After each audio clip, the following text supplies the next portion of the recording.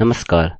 इस ट्यूटोरियल के प्रथम भाग में हमने अपने डेटाबेस PHP Academy के अंदर एक टेबल यानी तालिका बनाई थी और इसके साथ चलने के लिए हमने सभी ज़रूरी डेटा से युक्त अपने फील्ड्स बनाए थे, डेटा टाइप्स इत्यादि। अब हम इस तरह से अपने डेटाबेस के अंदर कुछ प्रतिरूपी डेटा प्रविष्ट करेंगे।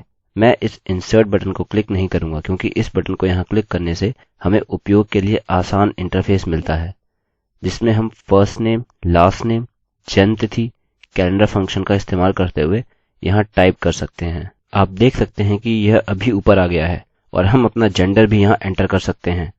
चूंकि यह MySQL PHP ट्यूटोरियल है तो मैं आपको दिखाऊंगा कि कैसे MySQL या PHP का उपयोग करते हुए डेटा प्रविष्ट करें। अब सर्वप्रथम हमें अपने डेटाबेस से जुड़ना होगा। mysql.php फाइल के अंदर हम अपनी फाइल connect.php को सम्मिलित करने के लिए include फंक्शन इस्तेमाल करेंगे।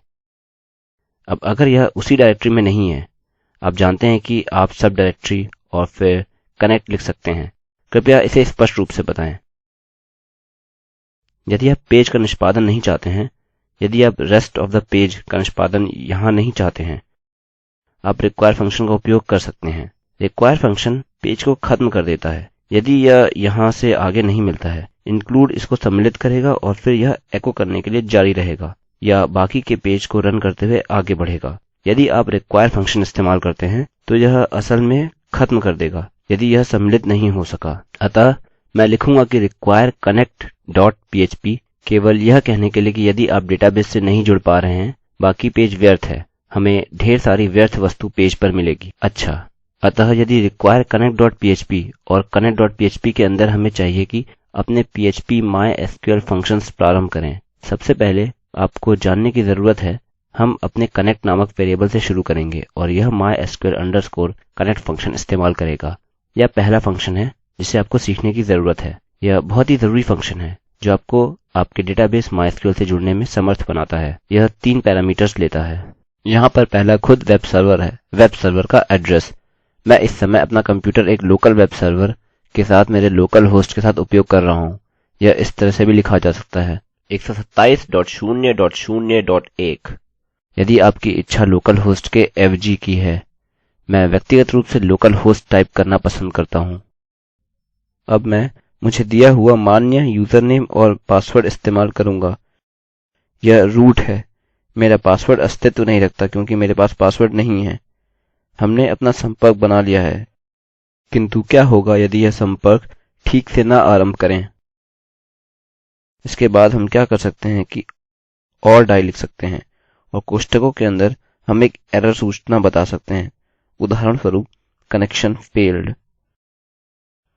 अतः चलिए मान लेते हैं कि इस समय यह संपर्क कार्य कर रहा है। मैं कनेक्टेड नामक कोड का एक भाग एको करूंगा। अच्छा, अब यदि यह सफलतापूर्वक जुड़ता है तो बाकी स्क्रिप्ट रन होगी और कनेक्टेड एको होगा, अन्यथा यह आपको केवल यह टेक्स्ट देगा और बाकी का पेज रन नहीं करेगा। अतः मैं क्या करूंगा कि मैं यहाँ पर बैकअप खोलूंगा। रिफ्रेश करें और आप connect.php और mysql.php देख सकते हैं और मैं mysql.php पर क्लिक करूंगा। मेरा कनेक्ट पर क्लिक न करने का कारण यह है क्योंकि MySQL के अंदर हमें किसी तरह भी connect.php की आवश्यकता होती है। अतः जब तक यह दोनों सेव हैं, हम बस mysql.php रन कर सकते हैं। हम सफलतापूर्वक जुड़ गए। अब यदि मैं इसे बदल कर कुछ लिखूं जैसे I don't exist, तब हमें एक संपर्क एरर मिलती है क्योंकि यह होस्ट नेम अस्तित्व नहीं रखता, कम से कम इस कंप्यूटर पर। मैं रिफ्रेश कर सकता हूँ। यह काफी समय ले रहा है। अच्छा, हमें यह मिला। आप देख सकते हैं कि यहाँ हमें MySQL एरर मिली है और हमारे पास कनेक्शन फेल्ड का टेक्स्ट बिल्कुल यहाँ है जिसका हमने पहले विवरण दिया था। अच्छा, तो हमें अननोन MySQL सर्वर होस्ट मिला। यदि कभी भी आपको यह एरर मिलती है, आपको पता है क्या करना चाहिए। यह होस्ट है जो मैंने बताया है और आप देख सकते हैं कि यह किस लाइन पर है और हमारे सारे साधारण डिबगिंग कोड हैं। अतः चलिए मान लेते हैं कि वास्तव में मैं पहले क्या कर सकता हूँ कि आपको एक और उपयोगी चीज दिखाता हूँ। या डाई, आप यहाँ एक और फंक्शन बता सकते हैं। यह दूसरा फंक्शन है जो आपको सीखना चाहिए। यह MySQL एरर है। बस इस तरह से कोष्ठक रख दीजिए और जब हम I don't exist को रखते हुए अपना पेज रिफ्रेश करते हैं हम रिफ्रेश कर सकते हैं और यह समय ले रहा है। ठीक है, हमें यह मिला। हमने मूलतः क्या किया है कि हमें वही एरर सूचना को एको किया जो पीएचपी से किसी तरह से मिली थी। हालांकि यदि आपकी मैं कैसे बोलूं, यदि आपके प्रयोगकर्ता के लिए आपकी एरर रिपोर्टिंग बंद है, यह आपको वही देगा जो आप चाहते हैं।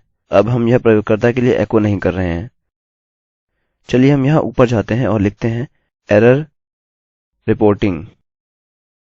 कृपया मेरे द्वारा बनाया गया एरर रिपोर्टिंग ट्यूटोरियल देखिए यदि आपने नहीं देखा है। यदि आपने इसको 0 पर सेट किया है, यह हर एरर रिपोर्टिंग को बंद कर देगा। अतः क्या होता है कि यहाँ यह एरर उपेक्षित हो जाएगी, किंतु हमारी विशिष्ट एरर यूजर को मिलेगी। चलिए यहाँ रिफ्रेश करते हैं। फिर से यह समय ले रहा है, अतः मैं क्षमा मांगता हूँ।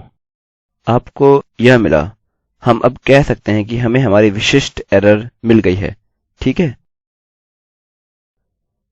यह मानते हुए कि इस फंक्शन का उपयोग करके हम सफलतापूर्वक जुड़ गए हैं, और यदि नहीं तो हमने यह एरर सूचना दे दी है। अगला कार्य यह करना है कि अपने डेटाबेस को चुनना है। यह करने के लिए हम mysql _select _db फंक्शन का उपयोग करते हैं।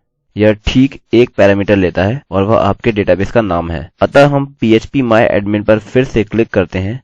हम देख सकते हैं कि हमारे डेटाबेस का नाम php academy है। अतः यदि मैं केवल php academy टाइप करता हूँ, इसे कार्य करना चाहिए। साथ ही हम इस or die फीचर का उपयोग कर सकते हैं।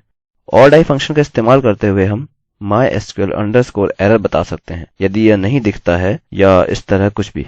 अतः चलिए इसे रिफ्रेश करें। असल में मैं इसे वापस लोकल होस्ट में बदलूंगा क्योंकि मैं यहाँ फिर से ट्रैक पर आ रहा हूँ। और चलिए रिफ्रेश करते हैं। अतः यह कनेक्टेड है, और यदि यह नहीं मिलता है तो हमें mysql error मिलती है।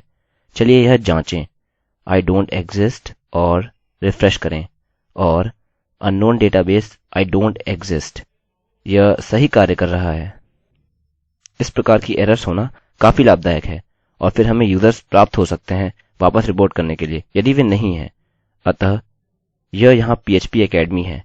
मैं मान लेता हूँ कि सब कुछ ठीक है, और चलिए रिफ्रेश करते हैं। इसे वापस php academy में बदलिए और इसे सेव करिए। रिफ्रेश करें और हम सफलतापूर्वक जुड़ गए। मैं क्या करूँगा कि इसका एक अभिलेख रखूँगा और बोलूँगा कि मैं सफलतापूर्वक जुड़ा हूँ। बाकी के कोड के साथ जारी करने के लिए मैं अपना अनुच्छेद इसके बाद समाप्त करूँगा। अगला कार्य है कि अपने डेटाबेस में कुछ डेटा लिखें जिसको हम अपने अगले ट्यूटोरियल में समाविष्ट करेंगे। जल्द ही मिलेंगे। मैं रवि कुमार IIT बॉम्बे की ओर से अब आपसे विदा लेता हूँ। धन्यवाद।